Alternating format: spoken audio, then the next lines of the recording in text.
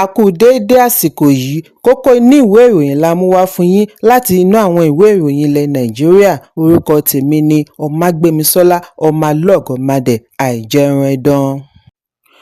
Awuyewuye ti bẹ́ sílẹ̀ lẹ́yìn tí ìjọba àpapọ̀ yọ̀ǹda orúkọ ènìyàn 48 àti àwọn 12 tí wọ́n dá dúró entities tí wọ́n tọpinpin wọn dé ìdí ẹ̀sùn àtìlẹ́yìn ìwà dàlúrú bí aráàlú ti ń béèrè fún ìgbésẹ̀ oníkíákíá takò wọ́n àti àwọn ọ̀jọ̀gbọ́n lórí ààbò tí wọ́n ń ṣe ìkìlọ̀ wípé bí ìjọba ò bá gbé ìgbésẹ̀ lórí wọn, èyí lè mú kí aráàlú má ní ìgbẹ́kẹ̀lé nínú ìgbìyànjú wọn àti gbógun ti ìwà dàlúrú. Nínú àkọọ́lẹ̀ tí wọ́n ṣe àfihàn ní ọjọ́ àbámẹ́ta láti ọ̀dọ̀ ìgbìmọ̀ Nigerian Sanctions Committee ni wọ́n ti ní èyí jẹ́ àkọọ́lẹ̀ tí ó ní agbára jùlọ tí wọ́n fi ń ṣalamí àwọn tí wọ́n ṣe gbòógì láàrin àwọn tí wọ́n ṣe àtìlẹ́yìn owó fún àwọn adàlúrú jákèjádò orílẹ̀-èdè. Ìròyìn jábọ̀ wípé lára àwọn wọ̀nyí la ti rí adarí apá kan ẹgbẹ́ ajìjàǹgbara fún ilẹ̀ Biafra tí ó fi ilẹ̀ Finland ṣebùgbé Simon Ekpa àti olùkọ̀wé Desert Herald Tukomamu. Bákan náà ni àkọọ́lẹ̀ yìí ní orúkọ ẹgbẹ́ Boko Haram, ISWAP àti IPOB títí kan ilé-iṣẹ́ bíi West and East African General Trading, Settings Bureau de Change Limited àti Lakurawa Set. Àfihàn yìí wáyé lẹ́yìn tí ìjọba àpapọ̀ ní àwọn ti gba ìdájọ́ 386 lórí ẹ̀sùn tó ní ṣe pẹ̀lú ìwà dàlúrú nínú ẹ̀sùn 508 pẹ̀lú wípé ìkọlù dáwọ́ dúró ní àwọn ìpínlẹ̀ bíi Borno, Kebbi, Kwara àti Zamfara. Ẹ̀kúnrẹ́rẹ́ ìròyìn wà nínú ìwé ìròyìn Punch tó jáde lónìí. Iléeṣẹ́ ológun ti gbè lẹ́yìn ìṣẹ̀lẹ̀ ìkọlù ojú òfurufú sí ọjà abúlé Jili nítòsí ẹnu ibodè Borno sí Yobe bí wọ́n ti pè é ní ibi ìpàgọ́ àwọn adàlúrú pẹ̀lú bí inú ṣe túbọ̀ ń bí aráàlú lórí ìkọlù ológun sí aráàlú ní gbogbo ìgbà. Ìkọlù tí ó wáyé ní ọjọ́ àbámẹ́ta láti ọ̀dọ̀ ikọ̀ ológun Operation Adenkai ti dá awuyewuye sílẹ̀ pẹ̀lú ẹnu àbùkù láti ọ̀dọ̀ àwọn aláṣẹ ìpínlẹ̀, adarí olóṣèlú àti ẹgbẹ́ ajàfẹ́tọ̀ọ́-ọmọnìyàn tí wọ́n kọrò ojú gidigidi sí ìṣẹ̀lẹ̀. Orísun ìròyìn láàrin ìlú ní iye àwọn tí ó di olóògbé jẹ́ 40. Ìròyìn mìíràn ní wọ́n jù bẹ́ẹ̀ lọ ṣùgbọ́n iléeṣẹ́ ológun tẹnumọ́ wípé ibi ìṣẹ̀lẹ̀ jẹ́ ibi ológun fi ojú sí gẹ́gẹ́ bí ibi ìpàgọ́ fún àwọn jagunjagun ẹgbẹ́ ISWAP. Nínú àtẹ̀jáde àná láti ọwọ́ adarí ìròyìn North East Joint Task Force Operation Adenkai, Lieutenant Colonel Sani Uba ni wọ́n ti ṣàlàyé wípé ikọ̀ ológun ṣòfíntótó ìgbésẹ̀ àwọn adàlúrú lórí ọkọ̀ alùpùpù àti ọkọ̀ ìbọn gun trucks kí wọ́n tó kóra jọ sí ibi ìpàgọ́ wọn nítòsí abúlé Jili ní ìjọba ìbílẹ̀ Gubbio, ìpínlẹ̀ Borno. Sani ṣe àpẹẹrẹ ìkọlù tí ó wáyé ní agbègbè yìí láìpẹ́ sí ikọ̀ ológun tí ó yọrí sí ikú ológun 7 nígbà tí àwọn mìíràn fi ara pa, pẹ̀lú ìkọlù mìíràn nínú oṣù kínní ọdún 2026 sí ikọ̀ ológun tó ń lọ láti Gubbio sí Damasak pẹ̀lú àdó olóró tí wọ́n fi kọlù wọ́n lójúnà Bindu tí ó yọrí sí ikú ológun 7. Èyí tí ó ṣẹ̀ṣẹ̀ wáyé ni ó wáyé ní ọjọ́ 9 oṣù kẹrin ní Ngando àti Benishek pẹ̀lú àdó olóró yìí kan náà. Èyí ló mú ológun gbìnàyá ní gbogbo agbègbè láti fi fèsì sí ìròyìn ìkọlù gbogbo ìgbà sí agbègbè. Àwọn sì fi ìwádìí wọn múlẹ̀ kí àwọn tó ṣe ìkọlù. Ẹ̀kúnrẹ́rẹ́ ìròyìn wà nínú ìwé ìròyìn Punch tó jáde lónìí. Awuyewuye jẹyọ lánàá lẹ́yìn tí ìjọba àpapọ̀ ṣe àdínkù lórí owó orí àwọn ọjà tí wọ́n kó wọlé láti òkè òkun bíi oògùn, ọkọ̀, ìrẹsì àti bẹ́ẹ̀ bẹ́ẹ̀ lọ.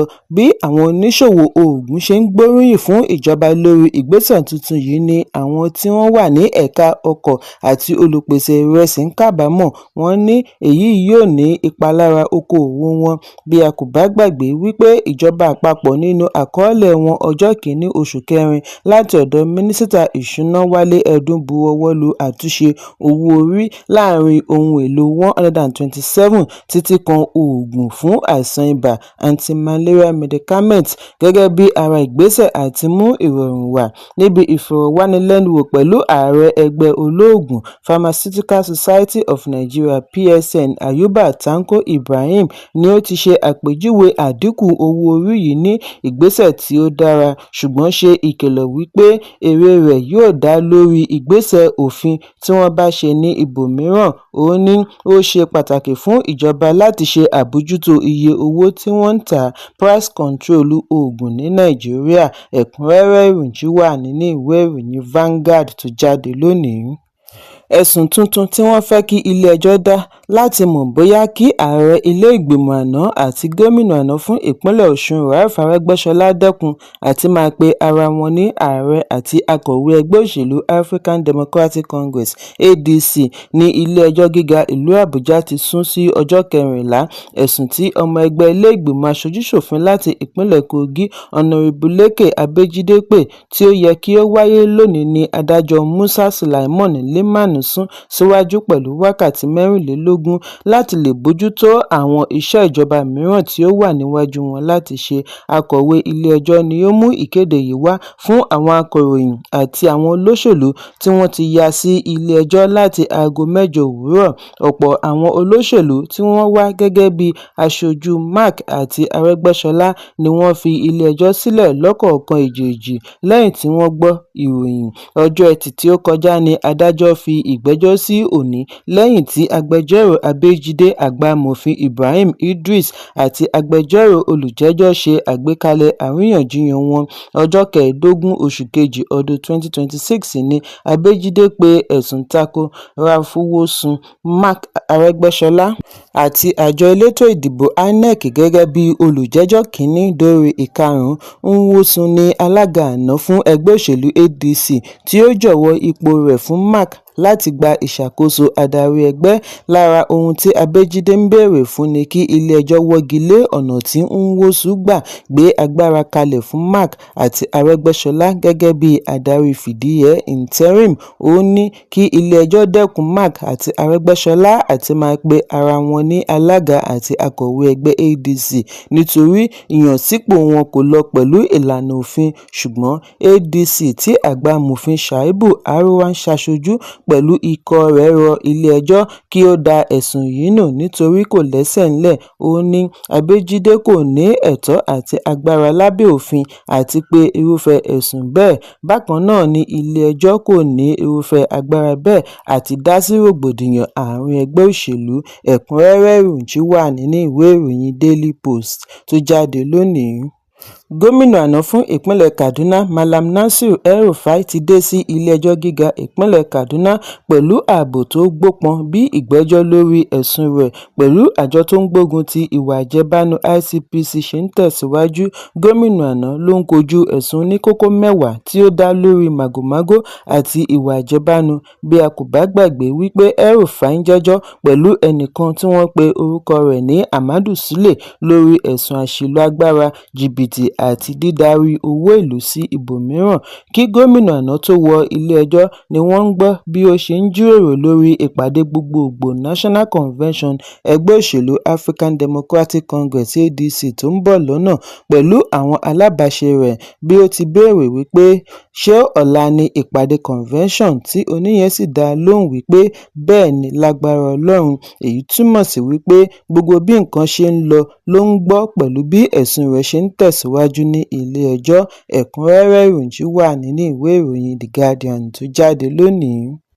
Lónìí ní ilẹ̀ China ní ìròyìn wípé àwọn ń pèsè ohun ìjà olóró tàbí àwọn fẹ́ pèsè ohun ìjà olóró fún ilẹ̀ Iran kò lẹ́sẹ̀ ńlẹ̀.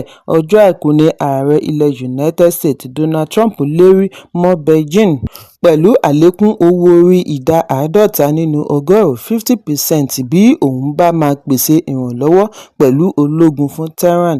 Ọ̀rọ̀ yìí wáyé ní ọjọ́ kan náà tí US outlet CNN jábọ̀ wípé ikọ̀ ológun China ti ń gbáradì àti ṣe àgbékalẹ̀ ohun ìjà olóró fún Iran láàrin ọ̀sẹ̀ díẹ̀ sí ìsinyìí bí ó ti ṣe àpẹẹrẹ àwọn mẹ́ta tí ó mọ̀ nípa ọ̀rọ̀.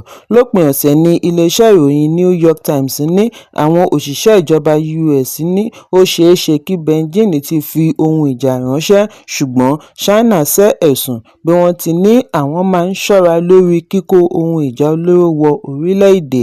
Ẹ̀kúnrẹ́rẹ́ ìròyìn wà nínú ìwé ìròyìn Vanguard tó jáde lónìí.